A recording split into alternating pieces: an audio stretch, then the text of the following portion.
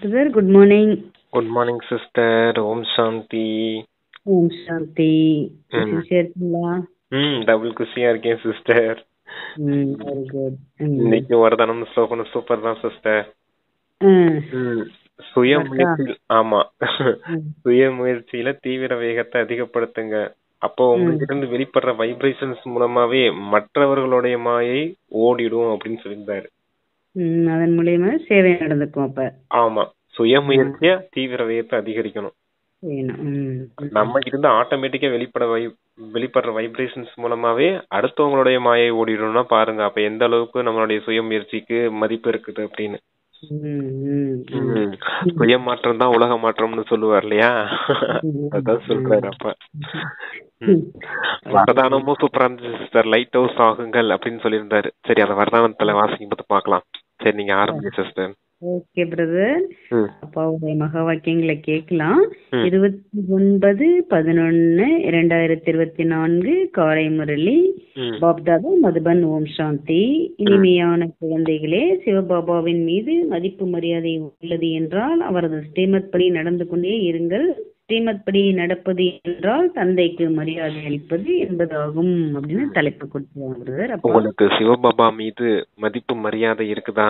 அப்ப தந்தை கொடுத்த ஸ்ரீமத் படி நடங்க, அதுதான் தந்தைக்கு மரியாதை கொடுக்கறது அப்படிங்கிறாரு. ஸ்ரீமத் படி நடக்கிறதுனா தந்தைக்கு மரியாதை கொடுக்கறது. ஸ்ரீமத் படி நடக்கல அப்படின்னா அவமரியாதை செய்யறோம் அப்படின்னு புரிஞ்சுக்கணும் அப்படிங்கிறாரு. அப்ப கேள்வி கேக்குறாங்க. குழந்தைகள் தந்தையை விடவும் பெரிய மந்திரவாதி ஆவார்கள், அது எப்படி? பதில்: உயர்ந்ததிலும் உயர்ந்த தந்தையை தன்னுடைய குழந்தையாக ஆக்கிவிடுவது. உடல், மனம் மற்றும் பொருளால் தந்தையை தனது வாரிசாக்கி சமர்ப்பணம் ஆவது.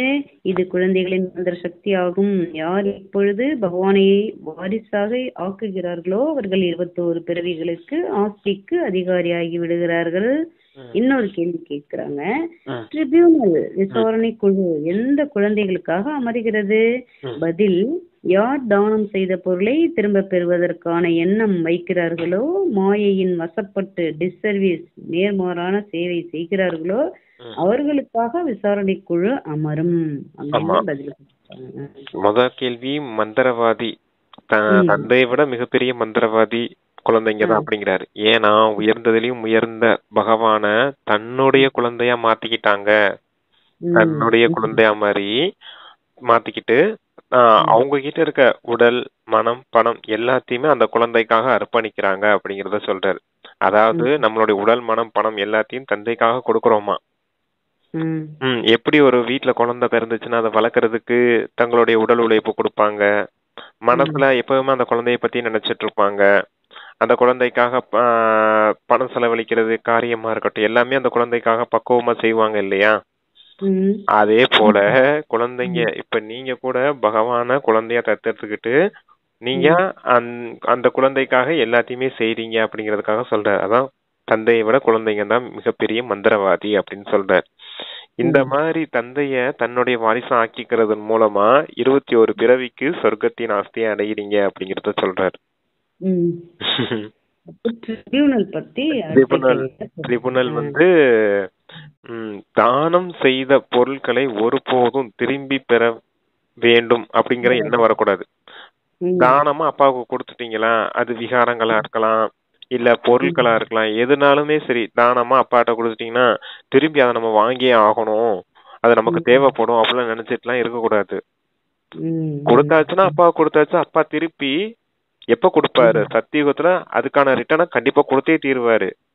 இப்பயே ரிட்டர்ன் எதிர்பார்த்துக்கிட்டு இருக்க கூடாது. நான் பணம் கொடுத்தேன், நீ எனக்கு பேர் புகழ் மரியாதை கொடுக்கணும், எனக்கு பேர் கிடைக்கணும், எனக்கு மரியாதை கொடுக்கணும் அப்படிங்கறதெல்லாம் எதிர்பார்த்துட்டு இருக்க கூடாது. அதான் சொல்றாரு அப்பா. தானம் செய்த பொருட்களை திரும்பி பெற வேண்டும் என்ற எண்ணம் கூட வரக்கூடாது.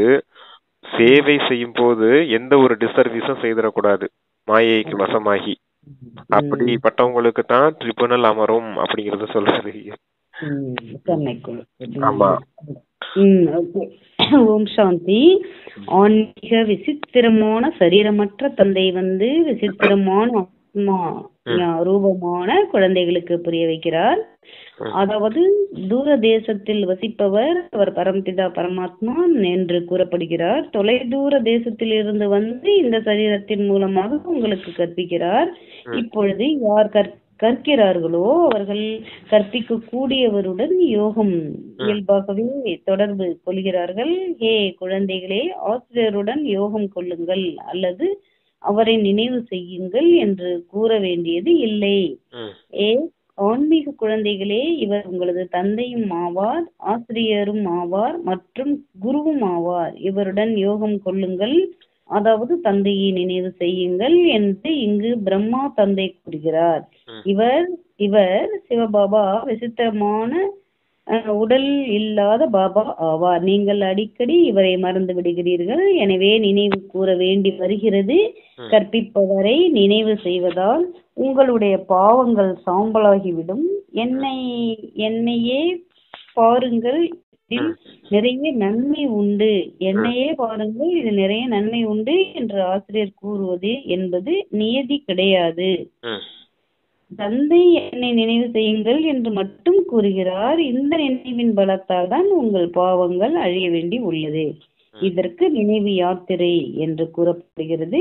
இப்பொழுது ஆன்மீக விசித்திரமான சரீரமற்ற தந்தை குழந்தைகளை பார்க்கிறார். குழந்தைகள் கூட தங்களை ஆத்மா என்று உணர்ந்து விசித்திரமான சரீரமற்ற தந்தையைத்தான் நினைவு செய்கிறார்கள்.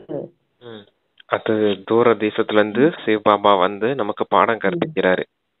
அவர்தான் தந்தை தூர தேசத்துல இருந்து வந்து உங்களுக்கு பாடம் கற்பிக்கிறாருன்னா, உங்களுக்கு ஆசிரியர் வந்து பாடம் கற்பிக்கிறாருன்னா மாணவர்களுடைய கவனம் ஆசிரியர் பக்கம் போகணும் இல்லையா?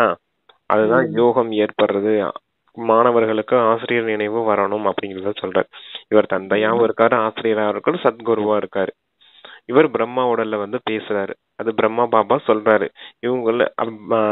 இவர் விசித்திரமான தந்தையா இருக்காரு, விசித்திரமான பாபாவா இருக்காரு. அப்ப நீங்க அவரை நினைவு செய்யும் போதுதான் பாவம் அழியும் அப்படிங்கறத சொல்றாரு. நீங்க என்னைய பாக்குறதுனால, பிரம்மா பாபாவை பாக்குறதுனால எதுவும் விகர்மம் விநாசம் ஆகிறதுல, தந்தையை நினைவு செய்யணும், நினைவின் மூலமா தான் பாவக்கர்மம் அழியும் அப்படிங்கறத சொல்றாரு. இந்த கழுத போட்டோவை கூட மாட்டி வச்சிருப்பாங்களா சிஸ்டர், என்னை பார் யோகம் வரும் அப்படின்னு. அந்த மாதிரி சொல்றாரு. என்னை பார் யோகம் வரும்னா தந்தைய பார்க்கணும், சிவபாபாவை பார்க்கணும், அவரை நினைவு செய்யணும், அப்ப யோகம் உண்டாகும். 21 பிறவிக்கான சொர்க்கத்தின் அந்த லாபமும் கிடைக்கும் இல்லையா? ஜென்ம ஜென்மத்தின் யோகக்ஷேமத்தை உருவாக்கி தரதுக்காகவே வந்திருக்கேன் அப்படின்னு சொல்லுவாரு ஒரு சில முறையில. கீதையில கூட இருக்கு அந்த வசனம். அதான் அந்த ஜென்ம ஜென்மத்துக்கான யோகக்ஷேமத்தை உருவாக்கி தரதுக்காக பாபா வந்திருக்காரு அப்படிங்கறத சொல்றேன். அடுத்து என்ன சொன்னார் சிஸ்டர்? அதாவது குழந்தைகள் கூட தங்களை ஆத்மா என்று உணர்ந்து விசித்திரமான சரீரமற்ற அதேதான். நீங்கள் பலமுறை சரீரத்தில் வருகிறீர்கள், நானோ முழு கல்பத்தில் சரீரத்தில் வருவது இல்லை. இந்த சங்கம யுகத்தில் மட்டுமே குழந்தைகளாகிய உங்களுக்கு கற்பிக்க மிகவும் தூர தேசத்திலிருந்து வருகிறேன். இதை நல்ல முறையில் நினைவு செய்ய வேண்டும். பாபா நமது தந்தை, ஆசிரியர் மற்றும் சத்குரு ஆவார். விசித்திரமானவர், சரீரமற்றவர் ஆவார். அவருக்கு தனக்கென்று உடல் கிடையாது. பிறகு எப்படி வருகிறார்? நான் இயற்கையின், அதாவது ஒரு மனிதரின் வாயின் ஆதாரத்தை எடுக்க வேண்டி வருகிறது என்று கூறுகிறார். நானோ விசித்திரமானவன், சித்திரம் உடல் இல்லாதவன் ஆவேன். நீங்கள் அனைவரும் சித்திரம் உடல் உடையவர்கள் ஆவீர்கள். எனக்கு ரதம் என்பது அவசியம் வேண்டும் அல்லவா? குதிரை வண்டியில் வரமாட்டார் அல்லவா? நான் இந்த உடலில் பிரவேசம் செய்கிறேன் என்று தந்தை கூறுகிறார். யார் முதல் நம்பரில் இருக்கிறாரோ அவரே பிறகு கடைசி நம்பர் ஆகிறார்.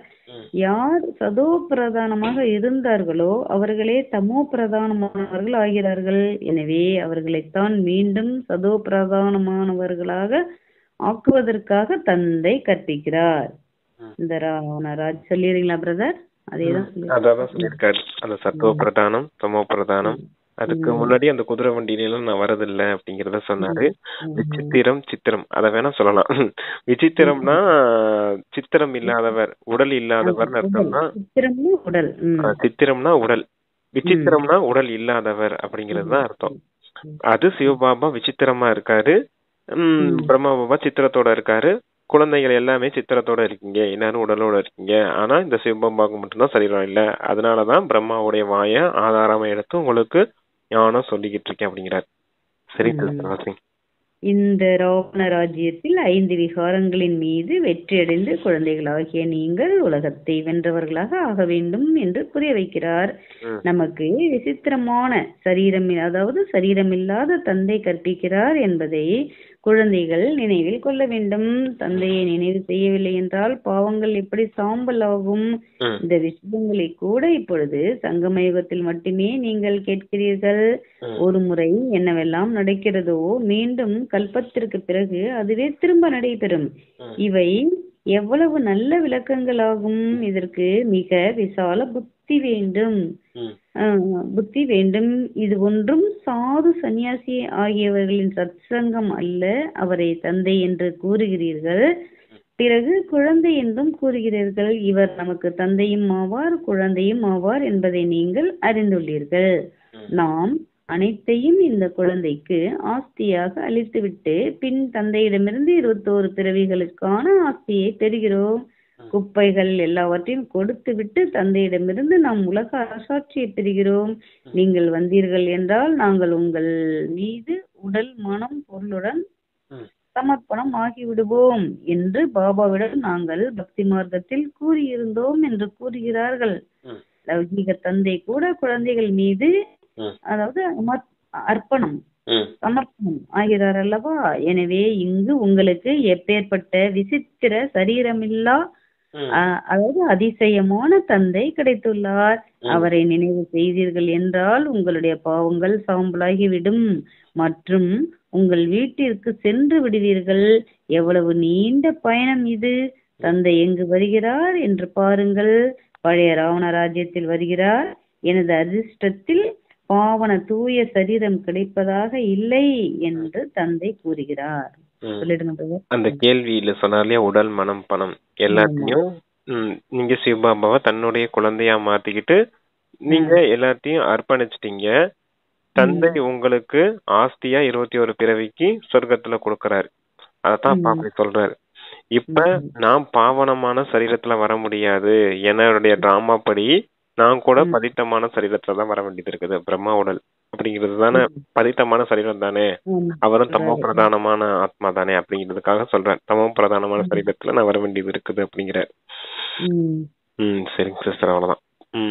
உலகத்தில் பௌனமாக சீக்கர்களை தந்தை கூறுகிறார். அந்த சந்நியாச இது ஒன்னும் சந்நியாச சங்கம் கிடையாது, சந்நியாச சத் சங்கம் கிடையாது. சன்னியாசிகள் குருமார்கள் அந்த மனித குருமார்கள் எல்லாம் பாடம் எடுக்கிறாங்க இல்லையா ஆசிரமத்துல, அது போல கிடையாது. அவங்கள நீங்க இப்படி தந்தை ஆசிரியர்னு சொல்ல மாட்டீங்க, தந்தைன்னு எல்லாம் சொல்ல மாட்டீங்க. ஆனா இங்க நீங்க உண்மையிலே தந்தையா இருக்காரு சிவபாபா, அவர் உங்களுக்கு ஆசிரியரா இருக்காரு, குருவா இருக்காரு அப்படிங்கறத சொல்றாரு.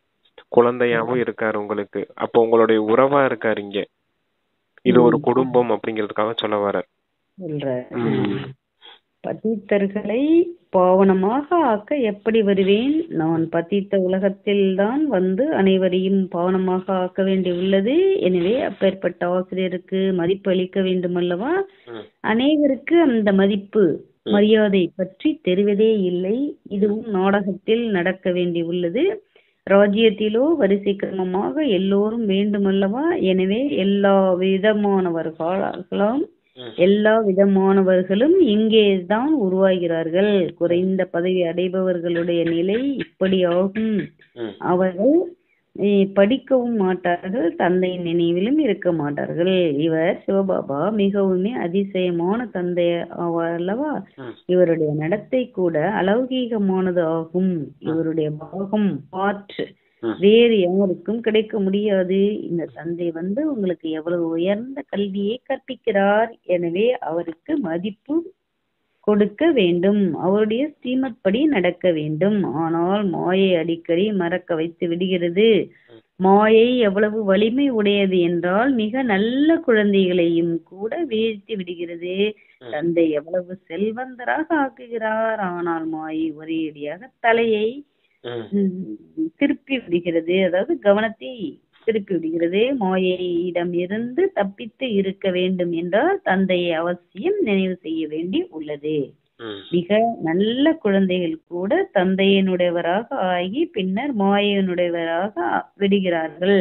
ம், கேட்கவே வேண்டாம், முழுமையான துரோகி ஆகி விடுகிறார்கள். மாயை ஒரே அடியாக மூக்கை பிடித்து விடுகிறது. ம்.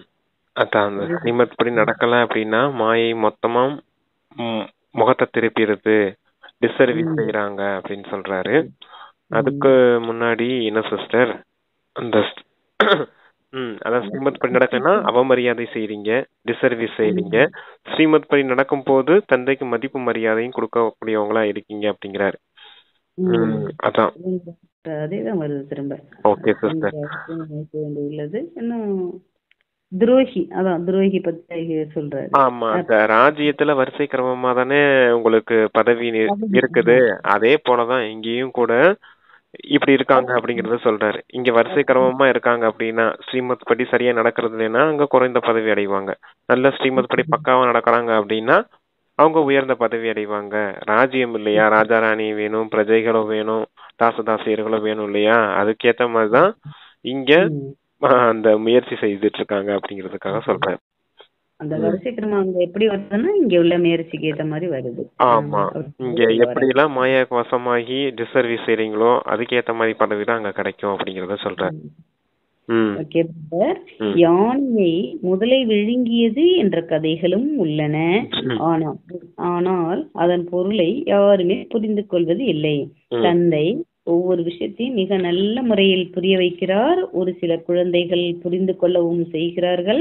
ஆனால் வரிசை கிரமமான முயற்சிக்கு ஏற்ப இருக்கிறார்கள். ஒரு சிலருக்கோ சிறிதளவும் தாரணை ஆகுவதில்லை.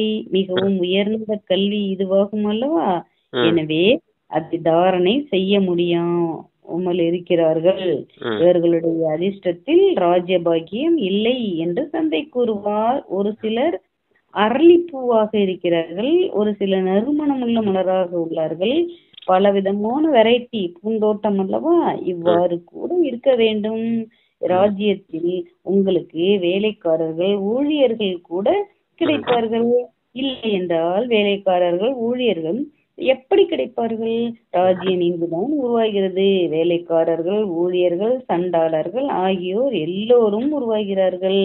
இந்த ராஜதானி ஸ்தாபனை ஆகி கொண்டிருக்கிறது. இது அதிசயம்தான். தந்தை உங்களை இவ்வளவு உயர்ந்தவராக ஆக்குகிறார். எனவே அப்பேற்பட்ட தந்தையை நினைவு செய்து செய்து அன்பு கண்ணீர் வழிய வேண்டும். சொல்லிடுங்க. யானை முதலை கதை அது என்னன்னா கஜேந்திர மோட்சத்துல அப்படி காமிச்சிருக்காங்க. முதல்ல யானையோட காலை பிடிச்சது மாதிரி. ரெண்டுமே வலிமையானது. தண்ணிக்குள்ள இருக்கும்போது முதலை வலிமையானது, நிலத்துல நிற்கும் போது யானை வலிமையானது. அப்ப மகாரதி குழந்தைங்க அப்படிங்கறதுதான் யானையை குறிக்குது. பெரிய பெரிய வலிமையான குழந்தைங்க, நல்ல புரிஞ்சுக்கிட்ட குழந்தைங்க, அப்பாவை நல்லா தெரிஞ்சுக்கிட்ட குழந்தைங்க, அவங்களுடைய காலை மாயைங்கிற முதலை பிடிச்சு இழுக்குது அப்படிங்கறத சொல்றாரு.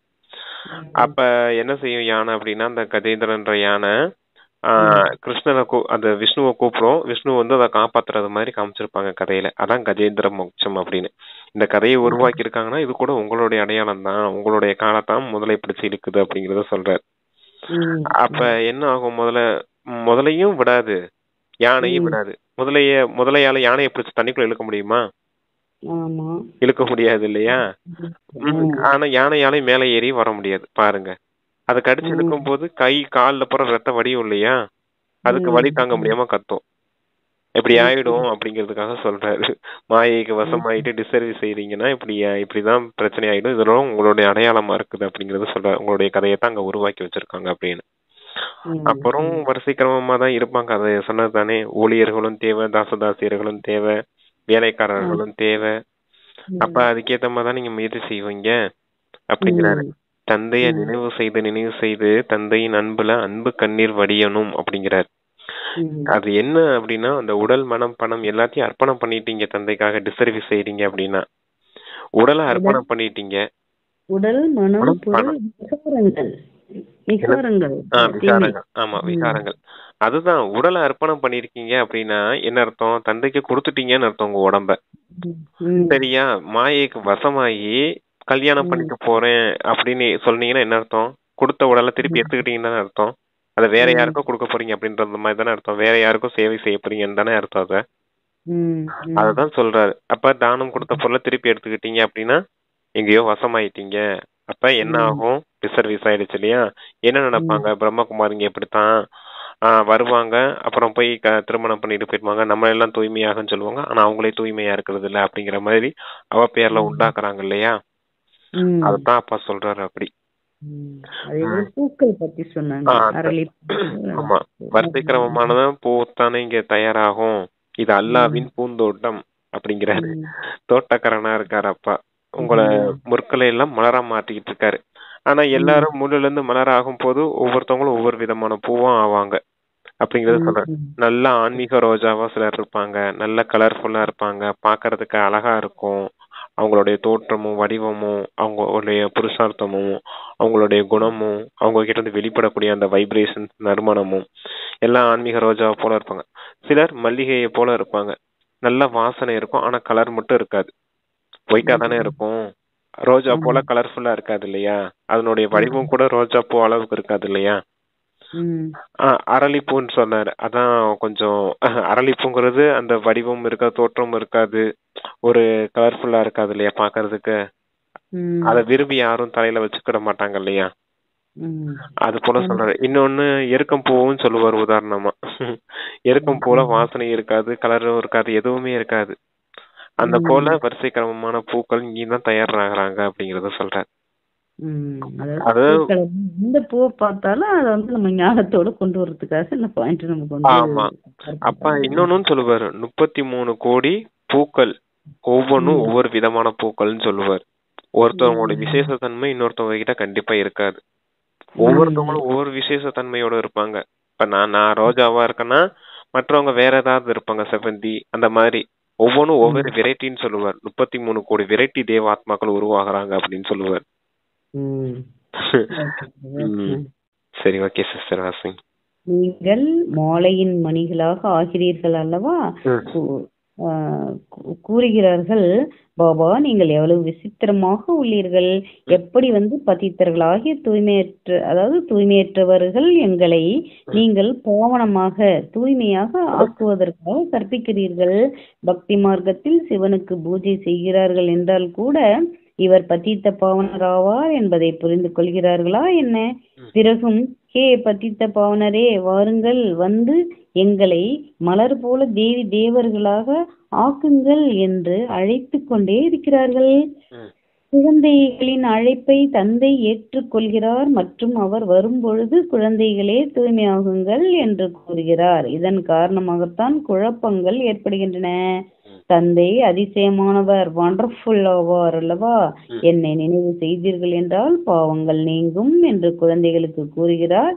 நான் ஆத்மாக்களிடம் உரையாடுகிறேன் என்பதை தந்தை அறிந்துள்ளார். எல்லாவற்றையும் ஆத்மாதான் செய்கிறது, விகர்மங்களையும் ஆத்மாதான் செய்கிறது, ஆத்மாதான் சரீரம் மூலமாக அனுபவிக்கிறது.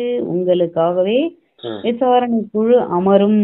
குறிப்பாக யார் சர்வீஸ் சேவைக்கு தகுதி உடையவராக ஆகி பிறகு துரோகி ஆகி விடுகிறார்களோ அவர்களுக்காக விசாரணை குழு அமரும். அதுதான் எப்படி மாயை விழுங்கி விடுகிறது என்பதையும் தந்தைதான் அறிந்துள்ளார். பாபா, நாங்கள் தோற்று போய்விட்டோம், முகத்தை கருப்பாக்கி விட்டோம், இப்பொழுது எங்களை மன்னித்து விடுங்கள். இப்பொழுது விழுந்து விட்டார் மற்றும் மாயையினுடையவர் ஆகிவிட்டார். பிறகு மன்னிப்பு கேட்பது எதற்காக? சொல்லுங்க பிரதர். அப்படிப்பட்டவர் அதிகம் முயற்சி செய்ய வேண்டி வரும். நிறைய பேர் மாயையிடம் தோற்று விடுகிறார்கள். இங்கு தந்தையிடம் தானம் கொடுத்துவிட்டு செல்லுங்கள், பிறகு திரும்ப வாங்காதீர்கள் என்று தந்தை கூறுகிறார். இல்லை என்றால் முடிந்து போய்விடும். ஹரிச்சந்திரனின் உதாரணம் உள்ளதல்லவா? தானம் கொடுத்து பிறகு மிகவும் ஜாக்கிரதையாக இருக்க வேண்டும். மீண்டும் எடுத்து கொண்டு விட்டார்கள் என்றால் 100 மடங்கு தண்டனை ஏற்பட்டுவிடும். பிறகு மிகவும் தாழ்ந்த பதவியை அடைந்து விடுவீர்கள்.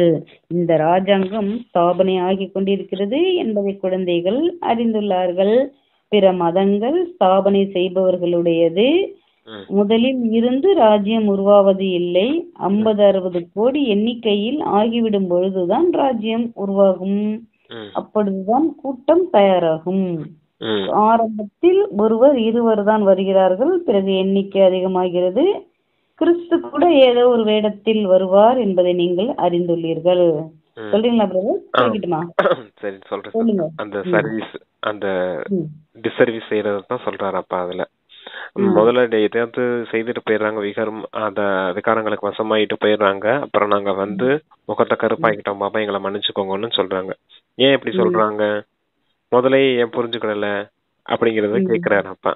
முதலே அப்பா அத்தனை அறிவுரை கொடுத்தேன் இல்லையா? அப்படின்னா என்ன அர்த்தம்னா, அங்க குற்ற உணர்ச்சி, பச்சாதாபம் ஏற்படுது. தவறு செய்துட்டோம். ஏன்னா திருமணம் ஆகி போனதுக்கு அப்புறம் தானே தெரியும் எப்படி இருக்குது அந்த வாழ்க்கை முறை, எப்படி இருக்குன்னு. தந்தை எப்படி நம்மள பாத்துக்கிட்டாரு எகியத்துல, எவ்வளவு சந்தோஷமா சுதந்திரமா இருந்தோம். திருமணம் ஆகி போகும்போது அங்க எப்படி நம்மள நடத்துனாங்க, அடிமை போல நடத்துவாங்க. எல்லாரையும் கவனிக்க வேண்டியது இருக்கும். எந்த ஒரு முயற்சியும் செய்ய முடியாது, எந்த ஒரு பயிற்சியும் செய்ய முடியாது. ஏதோ ஒரு மாயைக்கு வசமாயிட்டு அப்படி போயிடுறாங்க. அதனாலதான் வந்து நாங்க முகத்தை கருப்பாக்கிட்டோம் பாப்பா, எங்களை மன்னிச்சுக்கோங்க அப்படிலாம் சொல்றாங்க அப்படிங்கறத சொல்றாரு. அதுக்குதான் ஹரிச்சந்திரன் உதாரணம். அது வந்து தானம் கொடுத்தது பொருளை திருப்பி வாங்குறது அப்படின்னா, ஹரிச்சந்திரன் கதை தெரியுமா சிஸ்டர் உங்களுக்கு? ஆமா, பொய் சொல்ல மாட்டாருன்னு தான் தெரியும். ஆனா அந்த கதையில என்னன்னா, அவருக்கு ஒரு குழந்தை பிறக்கும். அத ஒரு முனிவர் தானமாக்கிய, நீங்க குழந்தை பிறந்தோடனே எனக்கு கொடுத்துடணும்னு அவரு ஒரு முனிவர் சொல்லியிருப்பாரு. இந்த குறிப்பிட்ட காலத்துக்குள்ள ஒரு யஜ்யத்துல பலி கொடுக்கணும்ன்றது மாதிரி கேட்பாரு.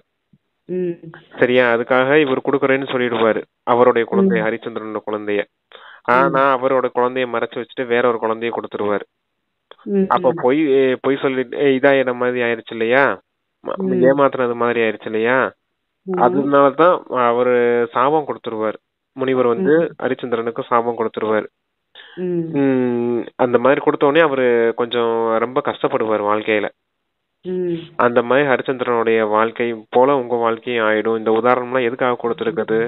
தானம் கொடுத்தா ஒழுங்கா கொடுத்துடணும், அதை மறைச்சு வச்சுக்கிட்டு ஏமாத்திக்கிட்டு அந்த மாதிரி செய்யக்கூடாது அப்படிங்கறதுக்காக சொல்ல வர்றாரு அப்பா. ஜாக்கிரதையா இருக்க வேண்டும். ஆமா, எச்சரிக்கையா இருக்கணும். கொடுத்தாச்சுன்னா கொடுத்ததுதான், திருப்பி எடுக்கணும்ன்ற எண்ணமே வரக்கூடாது. அவரா கொடுப்பாரு. எங்க கொடுப்பாரு? சத்தியுகத்துல நீங்க இந்த ஒரு பிறவி தூய்மையா இருக்கிறதுக்கு 21 பிறவி கொடுக்கறான்னு யாரு கொடுப்பா? உங்க அப்பா அம்மா கூட கொடுக்க மாட்டாங்க. லௌகீக அப்பா அம்மா கூட கொடுக்க மாட்டாங்க. இப்பெல்லாம் மொத்தமா சுயநலமிக்கவர்களா மாறி போயிட்டாங்க. நாங்க வாழ்ற வரைக்கும் எல்லாத்தையும் வச்சுட்டு நாங்க செத்ததுக்கு அப்புறம் சொல்லிக்கிறாங்க. சரி, ஓகே. அதெல்லாம் யாருமே ஸ்தாபனையாரை பத்தி சொன்னாங்க. 50-60 கோடி எண்ணிக்கை ஆகும்போது ராஜ்யம் உருவாகும் அப்படிங்கறத பத்தி சொன்னாங்க அப்பா. அது வந்து இந்த இதுல சொல்றாரு சிஸ்டர், இந்த அதாவது கிறிஸ்தவ தர்மத்து ஆத்மாக்களுக்காக சொல்றாரு. ராஜ்ய ஸ்தாபனை துவாபர யுகத்துல அப்படின்னா 50-60 கோடி அவங்க தர்மத்தின் ஆத்மாக்கள் வரும்போது அப்படி ஆகும் அப்படிங்கறத சொல்றாரு. சரி, இன்னொரு முறை கூட வாசிங்க, அதை பார்க்கலாம் என்னன்னு. 100 மடங்கு, அதாவது ஹரிச்சந்திரனின் உதாரணம் உள்ளது அல்லவா.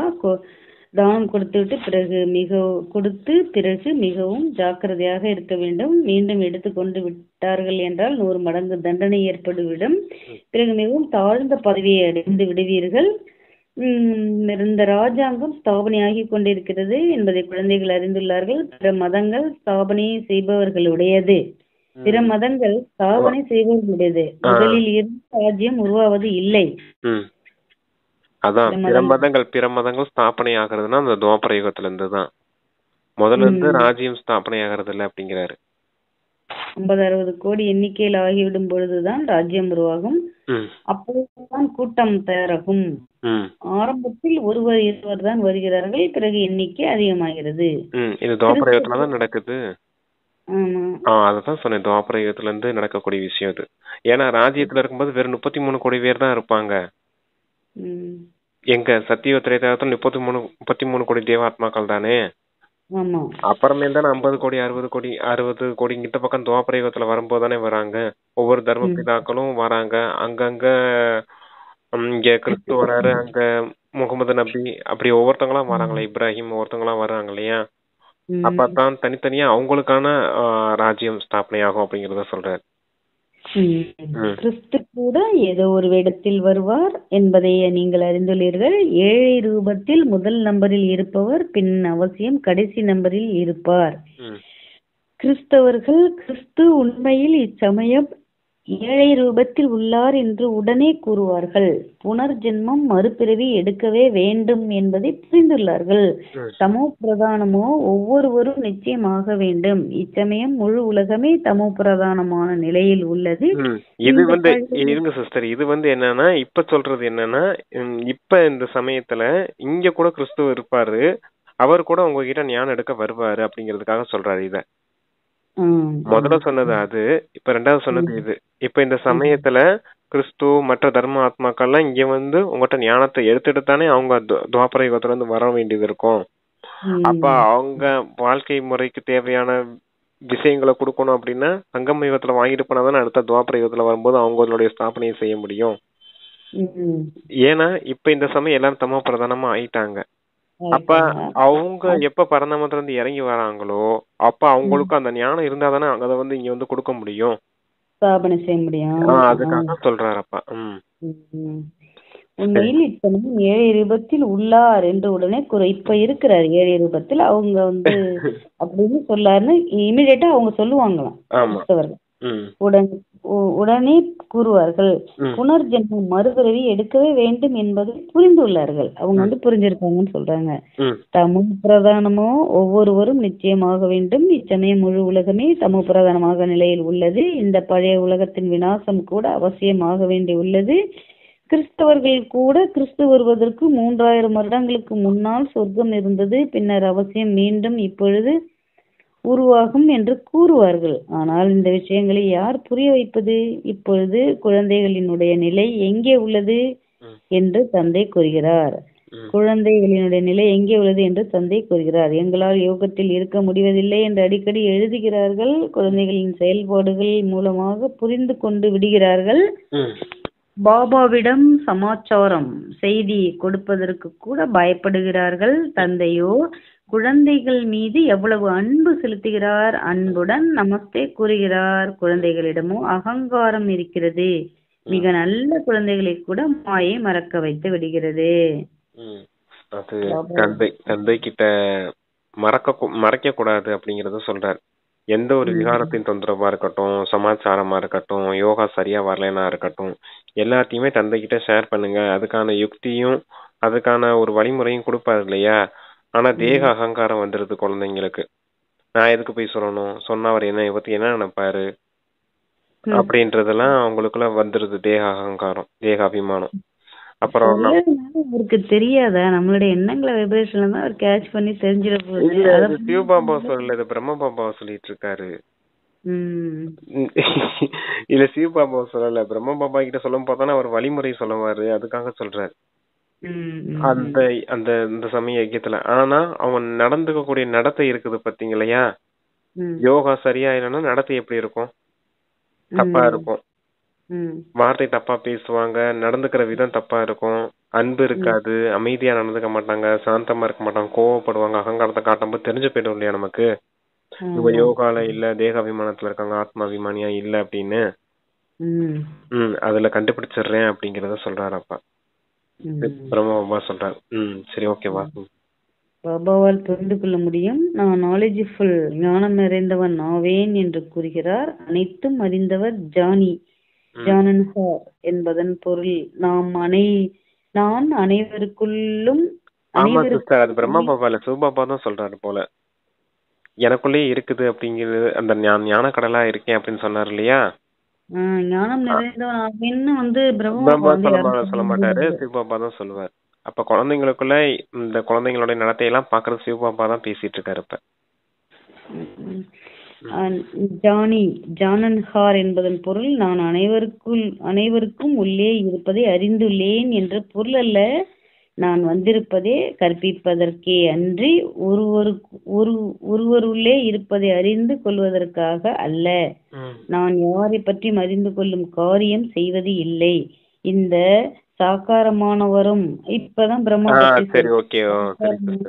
கூட அதனை போல ஒருவரை அறிந்து கொள்ளும் காரியத்தை செய்வது இல்லை. இந்த சாக்காரமானவரும் கூட அதனை போல ஒருவரை அறிந்து கொள்ளும் காரியத்தை செய்வதில்லை. இவரோ பிரம்மா, எல்லாவற்றையும் மறக்க வேண்டி உள்ளது. பின்னர் எதற்கு பிறரின் மனதில் இருப்பதை அறிய வேண்டும்? நீங்கள் இங்கு வருவதே படிப்பதற்காகத்தான். பக்தி மார்க்கமோ ஏதானது, இதுவும் கீழே விழுவதற்கான ஓர் உபாயம் வேண்டும் அல்லவா? இந்த பக்தி விஷயங்களால் தான் நீங்கள் விழுகிறீர்கள். இப்படி நாடகத்தின் விளையாட்டு அமைக்கப்பட்டு உள்ளது. பக்தி மார்க்கத்தின் சாஸ்திரம் அதிகம் படித்து நீங்கள் கீழே இறங்கியபடியே தமோ பிரதானமாக ஆகிறீர்கள். இப்பொழுது நீங்கள் இது வரைக்கும் சொல்லிடுங்களேன். அந்த ஜானன்காரன்னா அந்தர்யாமின்னு சொல்லி வச்சிருக்காங்க பாபாவை. எல்லாரும் மனசுல என்னென்ன எழும்புது அப்படிங்கறத உட்காந்து பாத்துட்டு இருப்பாரு இறைவன் அப்படிங்கறது மாதிரி. நான் அப்படின்னா யாருடைய மனசுல இருக்கிறதெல்லாம் பாத்துட்டு இருக்கிறது இல்ல அப்படிங்கறத சிவபாபாவும் சொல்றாரு. இந்த பிரம்மா கூட யாருடைய மனசுல என்ன இருக்குதுன்றதெல்லாம் கவனிச்சிட்டு இருக்கிறது கிடையாது. அப்படியே அவராலையும் முடியாது. இவர் சாதாரண மனிதர் தானே, பிரம்மா தானே அப்படிங்கறத சொல்றாரு. எல்லாத்தையும் மறக்க வேண்டிய நிலையில இருக்கிறாரு. அவர் ஏன் மத்தவங்க மனசுல தெரிஞ்சுக்கணும். ஆமா, நடந்துக்கக்கூடிய நடத்தை செயல்பாடுகள்லயே தெரிஞ்சு போயிருது அவங்க மனசுல என்ன நினைக்கிறாங்க, அவங்களுடைய சிந்தனை எப்படி இருக்குது அப்படிங்கிறது. அப்படிங்கிறதுக்காக வெளிப்புறமாவே தெரியுது இல்லையா, அப்படிங்கறதுனால அப்பா வெளிப்புறமா சொல்லிக்கிட்டு இருக்கேன் அப்படிங்கறத சொல்றாரு. இந்த ஜானன்கார்ன்றது அந்தர்யாமிங்கிறது மாதிரிதான், உள்ளுக்குள்ளேயே உட்காந்து யாரையும் மனசையும் பார்த்துட்டு இருக்கிறது இல்லை அப்படிங்கிறதுதான். அதுக்கப்புறம் பக்தி மார்க்கத்தை பத்தி சொல்றாங்க. ஒரு பயம், இந்த பக்தி விஷயங்களால் தான் நீங்கள் விழுகிறீர்கள் அப்படின்னு சொல்லுகிறாங்க. நாடகத்தை விளையாட்டு அப்படின்னு. ஆமா. பக்தி அப்படிங்கிறது இருள் நேரம் தானே, 5 விகாரங்களுக்கு வசமாயிட்டோம். அப்ப துக்கம் ஏற்படுது. துக்கத்தினால ஏதோ ஒரு தேவை ஏற்படுங்கிறதுனால இறைவனை நினைக்கிறோம் அப்படிங்கிற மாதிரி பக்தி செய்ய ஆரம்பிக்கிறோம். 5 விகாரங்களுக்கு வசமாயிருக்கும்ன்றது ஞானம் இல்ல, புரிஞ்சுக்க முடியல நம்மளால. தேக உணர்வு, தேக அபிமானத்துக்கு வந்ததுனால 5 விகாரங்களுக்கு வசமானால்தான் நமக்கு துக்கம் வந்திருக்குன்னு தெரியல. துக்கம் வரும்போதானே இறைவனையும் நினைக்கிறோம், அப்பதானே பக்தி ஆரம்பிக்குது. அது எவ்வளவு சூட்சமமா இருக்குது பாத்தீங்களா? பக்தி எப்படி ஆரம்பிச்சதுன்னே யாருக்கும் தெரியல. எல்லாம் பரம்பரையா பக்தி செய்துட்டு வந்துகிட்டு இருக்கோம் அப்படிங்கிற மாதிரி சொல்லிக்கிட்டு இருக்காங்க. அதான் சொல்றாரு, பக்தியினாலதான் நீங்க கீழே இறங்கி வந்துட்டீங்க அப்படின்னு. பக்தியே அஞ்ஞானம் தான். நமக்கு விகாரங்களுக்கு தேக அபிமானத்துக்கு வசமானதான் அஞ்ஞானம் தான். ஏதோ ஒரு தேவை ஏற்படுது அந்த துவாபர யுகத்துல, அந்த சமயத்துக்கு ஒரு சப்போர்ட் தேவைப்படுது, அதனால பக்தி செய்துட்டே வந்துட்டோம். ஏன்னா பக்தி இல்லைனாலும் அடுத்த அரை கல்பம் நம்மளால வாழவும் முடியாது சிஸ்டர். ஆமா, ஆத்மாவில அந்த எனர்ஜி குறையும் போது ஆட்டோமேட்டிக்கா அது போய் ஏதோ ஒரு துணைக்காக சப்போர்ட் வேணுங்கிறதுக்காக பக்தி மார்க்கத்தை. ஆமா ஆமா, அதுதான் சுகதுக்கத்தின் விளையாட்டு டிராமா அப்படின்னு சொல்றாரு. இப்பொழுது நீங்கள் இந்த அசுத்த சீச்சி உலகத்தில் அறவே இருக்க வேண்டியது இல்லை. கலியுகத்துக்கு பின் சத்யுகம் வர வேண்டி உள்ளது. இப்பொழுது இருப்பது இந்த சங்கம யுகம் ஆகும். இந்த எல்லா விஷயங்களையும் தாரணை செய்ய வேண்டும். தந்தை தான் இதை புரிய வைக்கிறார். ஆனால் முழு உலகத்தின் புத்திக்கு காட்ரேஜ் பூட்டு போடப்பட்டுள்ளது. இவர்கள் தேவர்கள், தெய்வீக குணங்கள் உடையவர்களாக இருந்தார்கள். அவர்களோ அசுர குணங்கள் உடையவர்களாக ஆகிவிட்டார்கள் என்பதை நீங்கள் புரிந்துள்ளீர்கள். இப்பொழுது பக்தி மார்க்கத்தின் விஷயங்கள் அனைத்தையும் மறந்து விடுங்கள் என்று தந்தை புரிய வைக்கிறார். இப்பொழுது நான் என்ன கூறுகிறேனோ அதை மட்டும் கேளுங்கள். Hear no evil, hear no evil. தீயதை கேட்காதீர்கள். இப்பொழுது நான் கூறுவதை மட்டும் கேளுங்கள். இப்பொழுது நான் உங்களை கரையேற்ற வந்துள்ளேன். பக்தி செய்து நீங்கள் ஈஸ்வரிய சம்பிரதாயத்தினர் ஆவீர்கள். பிரஜாபிதா பிரம்மாவின் கமல திருவாய் மூலமாக நீங்கள் பிறந்துள்ளீர்கள் அல்லவா? இத்தனை பேர் அனைவரும் தத்து எடுக்கப்பட்ட குழந்தைகள் ஆவீர்கள். அவருக்கு ஆதிதேவன் என்று கூறப்படுகிறது. மகாவீரன் என்றும் சொல்வார்கள். குழந்தைகளாகிய நீங்கள் மகாவீரர்கள் அல்லவா? யோக பலத்தினால் மாயை மீது வெற்றி அடைகிறீர்கள். தந்தை ஞானக்கடல் என்று கூறப்படுகிறார். சொல்லுங்க. அந்த பக்தி மார்க்கத்தினால என்ன ஆயிடுச்சு, மாயை உங்களுடைய புத்திங்கிற போட்டு நல்லா காட்ரேஜ் போட்டு நல்லா போட்டி வச்சிருக்குது அப்படிங்கறத சொல்றாரு. அதனால பக்தியின் விஷயத்த மொத்தமா விட்டுருங்க அப்படிங்கிறார். எதையுமே நீங்க யோசிக்கணும் தேவையில்லை, எதையுமே செய்யணும் தேவையில்லை. தந்தை என்ன சொல்றாரு அதை மட்டும் செய்யுங்க அப்படிங்கிறாரு. தந்தை என்ன சொல்றாரு, தந்தை என்ன செய்ய சொல்றாரு அதை மட்டும் பாருங்க அப்படிங்கிறாரு. அதான் hear no evil, see no evil, talk no evil அப்படின்னு சொல்லுவார். தீயதை பார்க்காதீங்க, தீயதை கேட்காதீங்க, தீயதை பேசாதீங்க அப்படின்னு. அது போல நீங்க இந்த பக்தி மார்க்கத்தின் விஷயத்த மொத்தமா மறந்துடுங்க, விட்டுருங்க. தந்தை என்ன சொல்றாரோ அதை மட்டும் கேளுங்க, அதை மட்டும் முயற்சி செய்யுங்க. அப்ப நீங்க நல்ல நிலைமை அடைஞ்சிருவீங்க அப்படிங்கிறார். சரி, ஓகே சிஸ்டர். அடுத்து ஞானக்கடலான தந்தை உங்களுக்கு அழியாத ஞான ரத்தினங்களால் தட்டுக்களை, அதாவது புத்தியை நிரப்புகிறார், உங்களை நிறைந்தவர்களாக ஆக்குகிறார். யார் ஞானத்தை தாரணை செய்கிறார்களோ அவர்கள் உயர்ந்த பதவி அடைகிறார்கள். யார் தாரணை செய்வது இல்லையோ நிச்சயம் குறைவான பதவியைத்தான் அடைவார்கள். தந்தையிடமிருந்து நீங்கள் ஏராளமான செல்வம் பெறுகிறீர்கள். அலாவுதீனுடைய கதை உள்ளது அல்லவா, அங்கு நமக்கு கிடைக்காது என்று அப்பிராப்தி பொருள் எதுவுமே இருக்காது என்பதை நீங்கள் அறிந்துள்ளீர்கள். 21 பிறவிகளுக்கான ஆஸ்தியை தந்தை அளித்து விடுகிறார். எல்லையற்ற தந்தை எல்லையற்ற ஆஸ்தியை அளிக்கிறார். எல்லைக்குட்பட்ட ஆஸ்தி கிடைத்திருக்கும் பொழுது கூட ஹே பரமாத்மா கருணை காட்டுங்கள், கிருபை புரியுங்கள் என்று எல்லையற்ற தந்தை அவசியம் நினைவு செய்கிறார்கள். அவர் எதை அளிக்கக்கூடியவர் என்பது யாருக்காவது தெரியுமா என்ன? பாபாவோ நம்மை உலகத்திற்கு அதிபதி ஆக்குகிறார் என்பதை இப்பொழுது நீங்கள் அறிந்துள்ளீர்கள். சொல்லுங்க பிரதர்.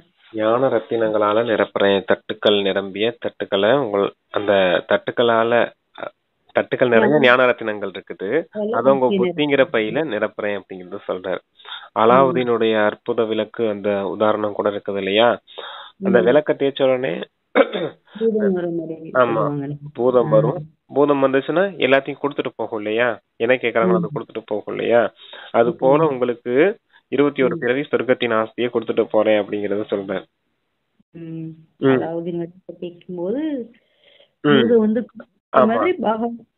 விளக்க தேய்க்குதுன்னா என்ன அர்த்தம்? அது ஆமா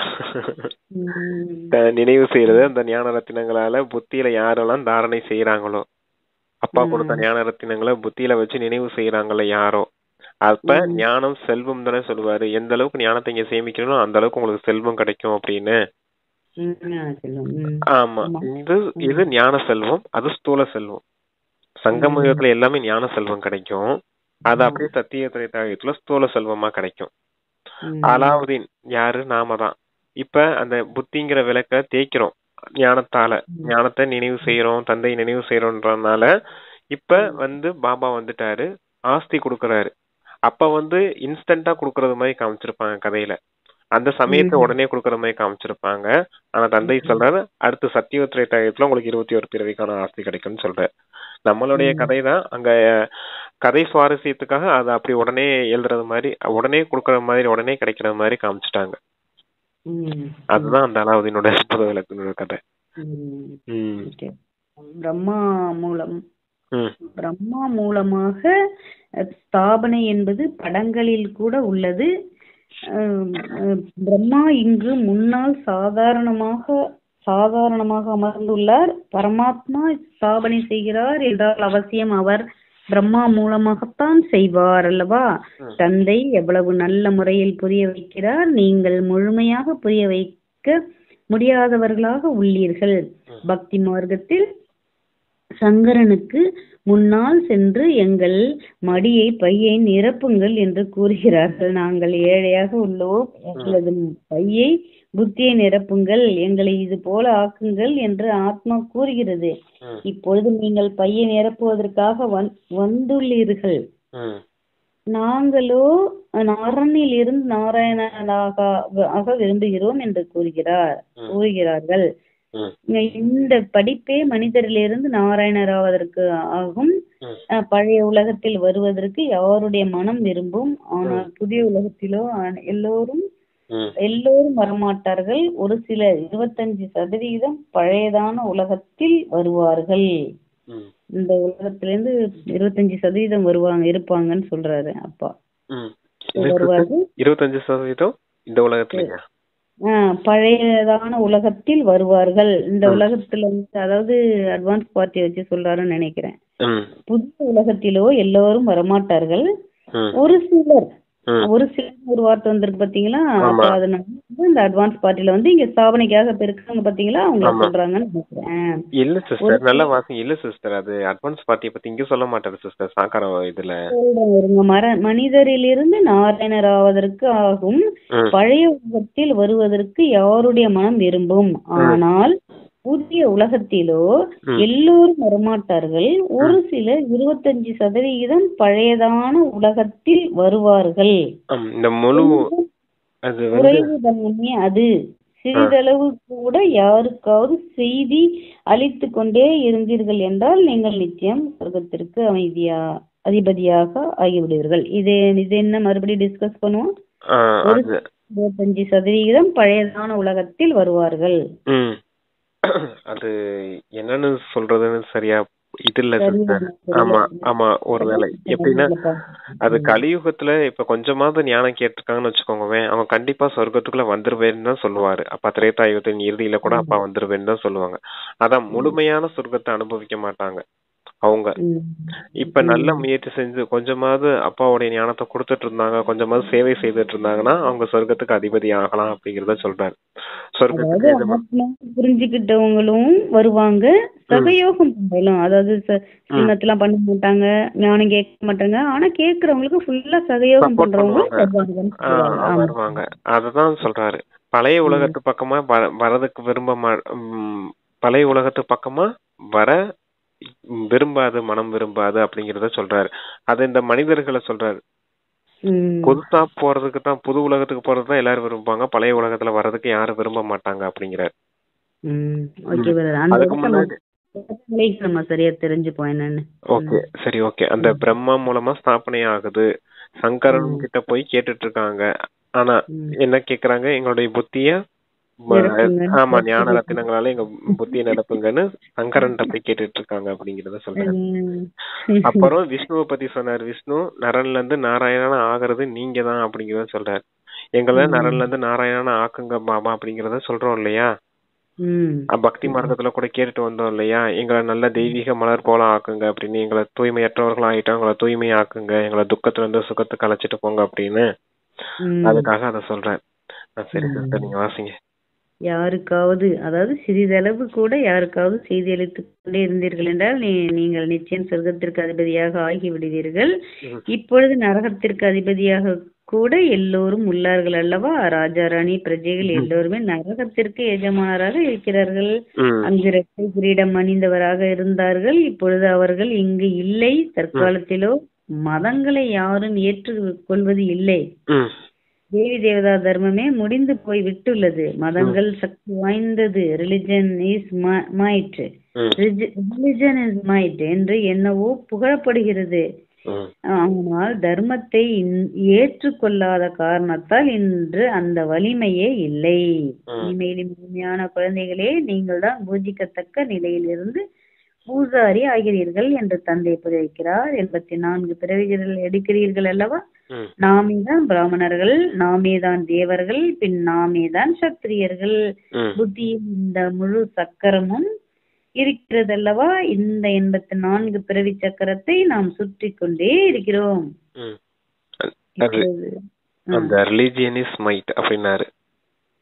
மதமே சக்தி வாய்ந்தது அப்படின்னு. அந்த மதத்துல இப்ப தர்மமே இல்ல, எல்லாமே அதர்மம் நிறைஞ்சதா ஆயிடுச்சு. அதனாலதான் அது சக்தியற்றதா போயிடுச்சு அப்படிங்கிறார். அப்புறம் அந்த ஸ்ரீதர்ஷன சக்கரத்தை சொல்றாரு. நீங்க தான் பிராமணர்களா இருந்தீங்க, ஞாபகம் இருக்கா, நீங்க தான் தேவதையாக போறீங்க, நீங்க தான் சத்திரியராக போறீங்க. இது முழுசா உங்க புத்திர ஞாபகம் இருக்குதான்னு கேட்டார். சரி வாசிங்க. 84 பிறவிகள் எடுக்கிறீர்கள். நாமேதான் பிராமணர், ஆமா நாமேதான் தேவர்கள், பின் நாமே சத்திரியர்கள். இந்த 84 பிறவி சக்கரத்தை நாம் சுற்றி கொண்டே இருக்கிறோம். இப்பொழுது மீண்டும் திரும்ப வீட்டிற்கு செல்ல வேண்டும். பதித்தமானவர்கள், அதாவது தூய்மையற்றவர்கள் யாரும் அங்கு செல்ல முடியாது. ஆத்மாதான் பத்தித்தமாக தூய்மையற்றதாக அல்லது பவனமானதாக தூய்மையானதாக ஆகிறது. தங்கத்தில் தான் கலப்படம் ஆகிறது அல்லவா. நகையில் கலப்படம் செய்வது இல்லை. இது ஞான அக்கினியாகும். இதன் மூலம் முழு அழுக்கு நீங்கி நீங்கள் தூய தங்கமாக ஆகிவிடுவீர்கள். பிறகு நகை, உடல், அதாவது நகைனா உடலை சொல்றாருப்பா, உடல் கூட உங்களுக்கு நல்லதாக கிடைக்கும். இப்பொழுது ஆத்மா பதித்தமாக தூய்மையற்றதாக இருக்கிறது. எனவே நீ பாவனமாக இருப்பவர்களுக்கு முன்னால் சென்று வணங்குகிறார்கள். செய்வது எல்லாமே ஆத்மாவாகும் அல்லவா. குழந்தைகளே, என் ஒருவனை மட்டும் நினைவு செய்யுங்கள், அப்பொழுது வாழ்க்கை படகு கரையேறிவிடும். என்று இப்பொழுது தந்தை புரிய வைக்கிறார். தூய்மையாக ஆகி தூய்மையான உலகிற்கு சென்று விடுகிறீர்கள். இப்பொழுதே யார் எந்த அளவிற்கு முயற்சி செய்வார்களோ அனைவருக்கும் இந்த அறிமுகம் அளித்து கொண்டே இருங்கள். அவர் எல்லைக்குட்பட்ட தந்தை, இவர் எல்லையற்ற தந்தை ஆவார். சங்கமத்தில்தான் தந்தை சொர்க்கத்தின் ஆஸ்தியை அளிக்க வருகிறார். எனவே அப்பேற்பட்ட தந்தையை நினைவு செய்ய வேண்டியுள்ளது அல்லவா? ஆசிரியரை எப்பொழுதாவது மாணவர்கள் மறப்பார்களா என்ன? ஆனால் இங்கு மாயை மறக்க வைத்து கொண்டே இருக்கும். மிகவும் எச்சரிக்கையுடன் இருக்க வேண்டும். இது போர்க்களம் அல்லவா? எப்பயும் யோகா அக்னின்னு தான் சொல்லுவாரு, எனக்கு ஞான அக்னின்னு சொல்லியிருக்காரு. அதாவது தங்கத்துல தானே கலப்படம் ஆகும். நகை செய்யும் போது தங்கத்துல வெள்ளி கொஞ்சம், அப்புறம் தாமிரம் கொஞ்சம், அப்படின்னு தான் கலப்படம் ஆகும். அப்ப கடைசியா அதேதான், தங்கம்ன்றது சத்தியுகம். சத்தியுகத்துல வாழ்ந்த 8 பிறவி. வெள்ளிங்கிறது திரேதாயுகம், 12 பிறவி திரேதாயுகத்துல வாழ்ந்தது. துவாபரம்ங்கிறது தாமிரம். தாமிரம் கலக்கிறதுலயே 21 பிறவி. அப்புறம் கலியுகத்துல 42 பிறவி. அப்ப பாருங்க, தங்கத்துல வெள்ளி கலப்படமா இருக்கு, தாமிரம் கலப்படமா இருக்குது, அப்புறம் இரும்பும் கலப்படமா இருக்குது. அந்த இரும்பும் முத்தி போய் இப்ப துருப்பிடிச்ச நிலைக்கு போயிருச்சு. அதனாலதான் இப்ப அந்த யோகா அக்னி ஞான அக்னினால தந்தை கிளீன் பண்ணி மறுபடியும் சுத்தமான தங்கமா உங்களை ஆக்குறேன் அப்படிங்கறத சொல்றாரு. தந்தை நினைவு செய்வதன் மூலமா உங்க வாழ்க்கைங்கிற படகு கரை சேர்ந்து விடும் அப்படிங்கிறாரு. கலியுக கரையில இருந்து சத்தியுக கரைக்கு போய் சேர்ந்துருமா. இந்த இரும்பு யுகத்துல இருந்து தங்க யுகத்துக்கு போயிடுவீங்க அப்படிங்கறத சொல்றாரு. ஒரு தந்தை இடமிருந்துதான் சொர்க்கத்தின் ஆஸ்தி கிடைக்குது அப்படின்னு சொல்லியிருந்தாரு. சரி, அப்புறம் சிஸ்டர் அவ்வளவுதானே? போர்க்களம்னாரு. ஆமா, போர்க்களம். ஆமா, இந்த கலியுகம்ன்றது இரும்பு யுகம் இருக்கு இல்லையா, அதான் போர்க்களம். மாயையோட சண்டையிட்டுக்கிட்டே இருக்கும். மாயை உங்களோட இறுதி வரைக்கும் உங்க கூட சண்டையிட்டு தான் இருக்கும். இறுதி வரைக்குமே மாயை டெஸ்ட் பேப்பர் வந்துட்டே தான் இருக்கும். ஏன்னா கணக்கு வழக்கு 63 பிறவியா வச்சிருக்கோம். அப்போ ஒவ்வொன்னா வந்துட்டு தானே இருக்கும். கணக்கு வழக்கு முடிஞ்சிச்சுன்னா பிரம்ம பாபாவை போல நாமளும் அவ்வியத்தவதனுக்கு போயிடுவோம். கணக்கு வழக்கு முடிகிற வரைக்கும் இங்க மாயின் பிரச்சனை இருந்துகிட்டே தான் இருக்கும் அப்படிங்கறத சொல்றாரு. பிரம்ம பாபாக்கு இறுதி நேரத்துல கூட மாயின் தொந்தரவு இருக்கதானே செஞ்சது. சரீரத்துல தொந்தரவு இருந்ததானே செஞ்சது. அப்ப இறுதி வரைக்கும் இங்க பிரச்சனை இருக்கும். அவர் முழு கணக்கையும் முடிச்சதுக்கு அப்புறம் இங்க இருக்க முடிஞ்சது அவரால. கணக்கு முடிஞ்சாச்சுன்னா கிளம்பிட்டாரு இல்லையா, அதே போலதான் கணக்கு முடிகிற வரைக்கும் மாயின் தொந்தரவு இறுதி வரைக்கும் உங்களுக்கு இருக்கவே இருக்கும் அப்படிங்கிறாரு. சரி, அதனால நீங்க எச்சரிக்கையா இருங்க, இது போர்க்களமா இருக்குது அப்படிங்கிறாரு. மாயையோட யுத்தம் இருந்துகிட்டே இருக்கும், நீங்களும் உங்களுடைய முயற்சியை விடாம செய்துகிட்டே இருங்க அப்படிங்கிறாரு. இப்பொழுது விகாரத்தில் செல்லாதீர்கள், அசுத்தமானவர் ஆகாதீர்கள் என்று தந்தை கூறுகிறார். இப்பொழுதோ சொர்க்கத்திற்கு செல்ல வேண்டும். தூய்மையாக ஆகித்தான் தூய்மையான புது உலகின் அதிபதி ஆகி விடுவீர்கள். உங்களுக்கு உலகத்தின் அரசாட்சி அளிக்கிறேன். அது சாதாரண குறைவான விஷயமா என்ன? இந்த ஒரு பிறவியில் மட்டும் தூய்மையாகுங்கள். இப்பொழுது தூய்மையாகவில்லை என்றால் கீழே விழுந்து விடுவீர்கள். பலவிதமான ஈர்ப்புகள், டெம்டேஷன் நிறைய உள்ளன. காமத்தின் மீது வெற்றி அடைவதால் நீங்கள் உலகிற்கு அதிபதி ஆகி விடுவீர்கள். பரம்பிதா பரமாத்மா தான் ஜகத்குரு ஆவார் என்பதை நீங்கள் தெளிவாக கூற முடியும். அவர்தான் முழு உலகிற்கு சத்கதியை அளிக்கிறார். நல்லது அப்படின்னு முரளி நிறைவாயிருக்கிறது. பாருங்க, அந்த தூய்மைக்கு அவ்வளவு முக்கியத்துவம் இருக்குது. அந்த தூய்மை காமம்ன்ற டெம்டேஷன் அதிகமா இருக்கும் அப்படிங்கறதையும் சொல்றாரு. பாருங்க, என்னதான் செஞ்சாலும் சரி ஏதோ ஒரு சிந்தனை எழும்பிக்கிட்டே இருக்கும். விகாரத்தின் சிந்தனை எழும்பிக்கிட்டே இருக்கும். அது ஏன் எழும்புது அப்படின்னா, நம்மள இன்னும் தகுதியாக்குறது. தூய்மை பத்தல, தூய்மை சக்தி பத்தல அப்படிங்கறதுதான். எல்லாரும் பயப்படுறாங்க. முதல்ல ஃபர்ஸ்ட் விகாரத்தின் சிந்தனை வந்தோடனே அடுத்து என்ன ஆகுமோ ஏதாகுமோன்னு பயப்படுறாங்க. நம்ம என்ன, அதுக்குத்தான் அப்பா நிறைய உறுதிமொழியெல்லாம் எடுக்க சொல்லுவாரு. தூய்மை உயிரே போனாலும் சரி தூய்மையை ஒருபோதும் இழக்க மாட்டேன் அப்படின்னு. உயிரை விடலாம், தூய்மையை ஒருபோதும் விடக்கூடாது, தூய்மை இழக்க கூடாது அப்படின்னு சொல்றது. அப்புறம் உயிரை இழக்கலாம், உரிமையை இழக்க கூடாது. 21 பிறவி சொர்க்கத்தின் ஆஸ்திங்கிறதா நம்மளுடைய உரிமை.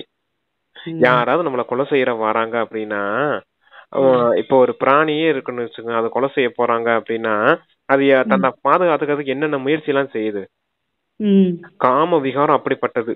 சரியா, உங்களை கொலை செய்யறதுக்காக வருது, ஆத்மாவை கொலை செய்யறதுக்காக வருது. ஆத்மாவோட சிந்தனையை கெடுத்து, புத்தியை கெடுத்து, உங்களுடைய ஆஸ்தியை கெடுத்து, எல்லாத்தையும் கெடுக்கிறதுக்காக வருது. உங்களை கொலை செய்ய வருதுன்னு வச்சுக்கோங்க. அப்ப நீங்க எந்த அளவுக்கு எச்சரிக்கையோட இருப்பீங்க? அதோட எப்படி போராடுவீங்க நீங்க?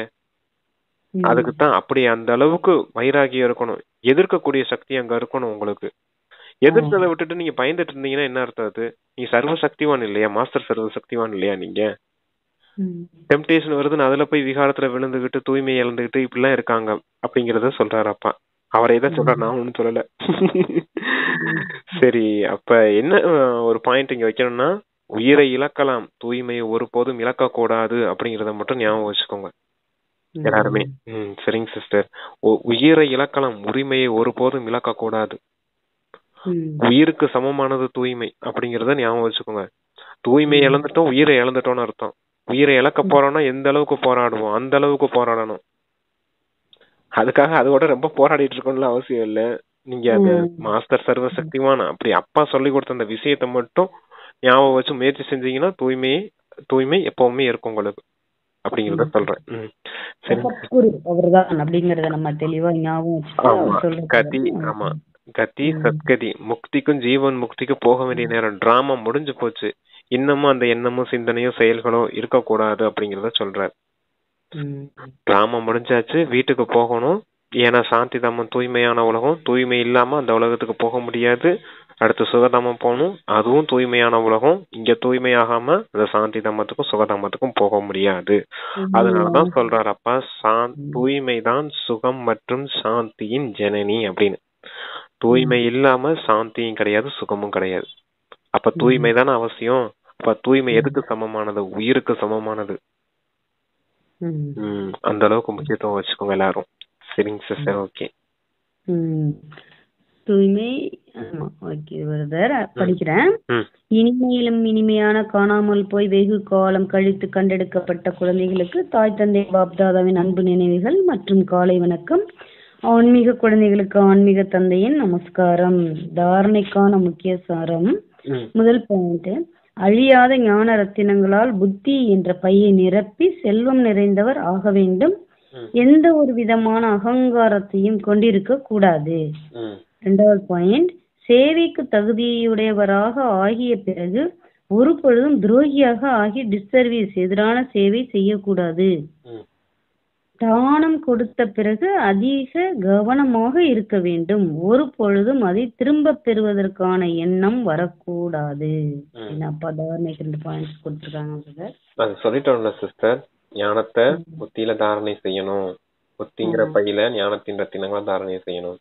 அடுத்த 2வது பாயிண்ட்ல தானம் கொடுத்த பொருளை திரும்பி பெறணும்ன்ற எண்ணமே இருக்கக்கூடாது அப்படின்னு. விகாரத்துல தானம் கொடுக்குறோம், அப்ப திரும்ப விகாரத்துக்கு போகணும்னு நினைக்க கூடாது. ஆமா, உடல் மனம் பணம் எல்லாத்தையுமே தந்தைக்காக கொடுத்தாச்சு, கொடுத்த பொருளை திருப்பி எடுக்கணுன்ற எண்ணமும் இருக்கக்கூடாது அப்படிங்கறத சொல்றேன். அப்பா வரதானம் கொடுக்கறாங்க. பரமாத்ம ஒளியின் நேரடி தொடர்பின் மூலம் இருளை விரட்டக்கூடிய கலங்கரை விளக்கு லைட் ஹவுஸ் ஆகுக. குழந்தைகளாகிய உங்களிடம் பரமாத்மா லைட்டுடன் நேரடி தொடர்பு இருக்கிறது. சுவமானத்தின் நினைவு என்ற சுவிட்ச் ஆன் செய்தாலும் போதும் லைட் வந்துவிடும். மேலும் சூரியனின் ஒளியை மறைக்கும் அளவிற்கு எவ்வளவு பெரிய கருப்பு மேகங்கள் வந்தாலும் அவை நீங்கிவிடும். இதன் மூலம் நீங்கள் சுயம் லைட்டாக இருப்பீர்கள், மற்றவர்களுக்கும் லைட் ஹவுஸ் ஆகிவிடுவீர்கள்.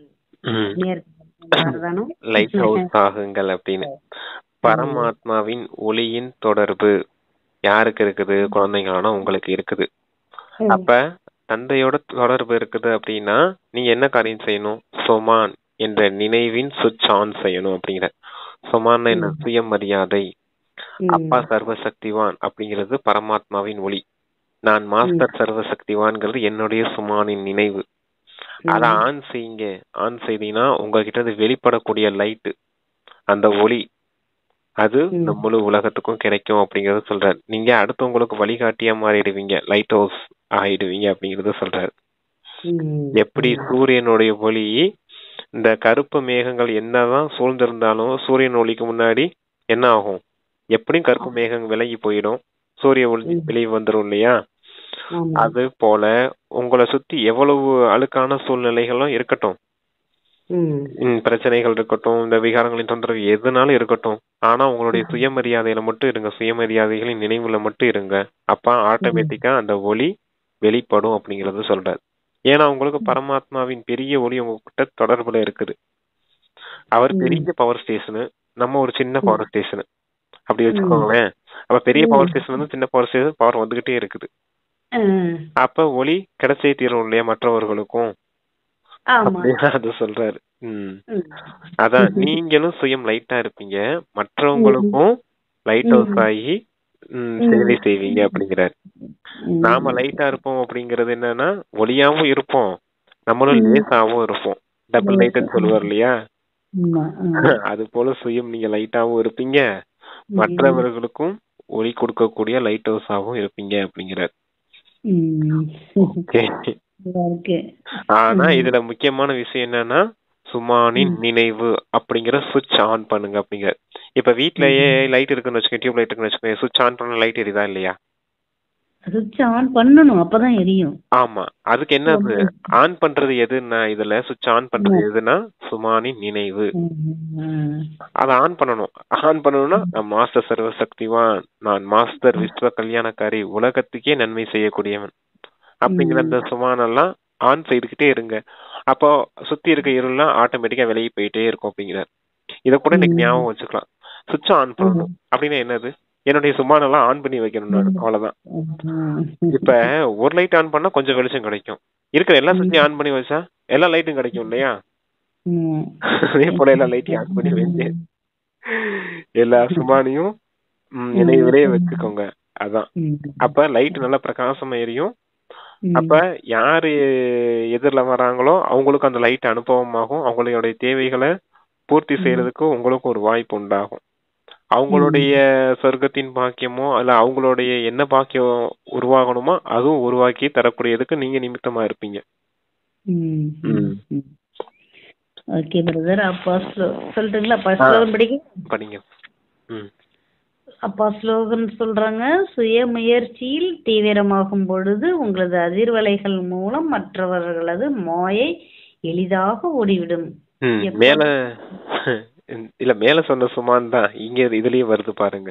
முயற்சியில் தீவிரமாகும் பொழுது உங்களது அதிர்வலைகள் மூலம் மற்றவர்களது மாயை எளிதாக ஓடிவிடுமா. ஆமா, சுய முயற்சிங்கிறது இந்த சுமானின் நினைவு தான். சுயமுயற்சி, நம்ம புருஷார்த்தம், ஸ்ரீமத் படி நடக்கிறது எல்லாமே அதுதான். சுயமுயற்சியில தீவிர வேகத்தை அதிகப்படுத்துங்க. அப்போ உங்ககிட்ட இருந்து வெளிப்படக்கூடிய வைப்ரேஷன்ஸ், தூய்மையின் வைப்ரேஷன்ஸ், அமைதியின் வைப்ரேஷன்ஸ் எல்லாம் வெளிப்படும் இல்லையா? நீங்க அமைதியா இருந்தீங்கன்னா எதிரில கோவப்படுறவங்களால என்ன செய்ய முடியும்? அவங்களும் கொஞ்ச நேரம் கோவப்பட்டு கத்திட்டு இருப்பாங்க. அப்புறம் கொஞ்ச நேரத்திலே இவங்க இவ்வளவு அமைதியா இருக்காங்க, நம்மளும் அமைதியா இருக்கணும், தேவையில்லாம நம்ம தான் கத்திட்டு இருக்கோம்னு அவங்களுடைய மாயையும் விலகிடும் அப்படிங்கிறதுக்காக சொல்றேன். உங்களுடைய சுயமுயற்சியை தீவிர அதிகமாக்குனீங்கன்னா உங்களுக்குள்ள அந்த தெய்வீக குணங்கள் நிரம்பும். தெய்வீக குணங்கள் முன்னாடி அசுர குணங்களால எதுவுமே செய்ய முடியாது. அப்ப ஆட்டோமேட்டிக்கா எதிரில இருக்க ஆத்மாவை பிடிச்ச அந்த மாயை ஓடிடும் அப்படிங்கறத சொல்றேன். குறிப்பா உங்களுடைய வைப்ரேஷன்ஸே மாத்திடும் மாயை. உங்க வைப்ரேஷன்ஸும் தாங்கிறது கூட மாயைக்கு சக்தி கிடையாது. ஆனா நீங்க பயந்துகிட்டு இருக்கீங்க மாயையை பார்த்துட்டு. என்னுடைய அதிர்வலைகளை கூட மாயையால தாங்க முடியாது, ஆனா நான் பயந்துகிட்டு இருக்கேன் பாத்தீங்களா? அதுதான் முக்கியமான விஷயம். இதெல்லாம் ஞாபகம் வச்சுக்கோங்க.